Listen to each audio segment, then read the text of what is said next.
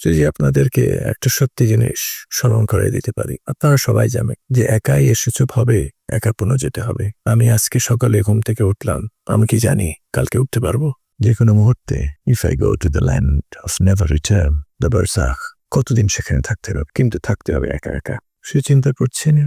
তাই যদি হয় তো জীবনে কিছু সময় প্রতিদিন কিছু কিছু অংশ সলিটিউডে থাকবে কেমন হয়? জীবনের চেক অ্যান্ড ব্যালেন্স তো করা দরকার। যে বড় বড় যারা, তারা সবাই নিজের জন্য সময় রাখতে একাকী থাকবেন, চিন্তা করবেন, ঠিক ঠিক চিন্তা করার জন্য যে জীবনের হাসেল বাসেল থেকে নিজেকে একটু দূরে রাখা, নিজেকে চেনা, বুঝতে পারা। It takes a lot of practice to think engrossed. যে এটা করতে আপনাকে বেশ প্র্যাকটিস করতে হবে।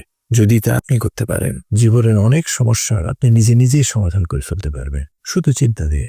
কারো কিছু করতে হবে না, কারো হেল্পও দরকার হবে না। নিজের জন্য কিছু সময় বরাদ্দ রাখেন প্রতিদিন।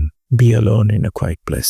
চুপচাপ থেকে চিন্তা করেন যে কি কি সমস্যার সমাধান আপনি করতে চাচ্ছিলেন, কি সব বিষয়ে আপনি বুঝতে চাচ্ছিলেন, পিছনের কত সমস্যা সমাধান এখন আপনি করতে পারেননি, এইসব বিষয়ে চিন্তা করতে পারেন। আপনার সলিটিউডকে বরণ করে নেন, একে লালন করেন। Welcome the love of tranquility. একাকিত্বের প্রশান্তি আপনি বুঝতে পারবেন। আপনি যদি কিছু সময় একা একা চিন্তা করতে পারেন, এত মূল্যবান কিছু বুঝতে পারবেন, জানতে পারবেন, আপনি বিশ্বাসই করবেন না এটা আপনার দ্বারা সম্ভব হতে পারে।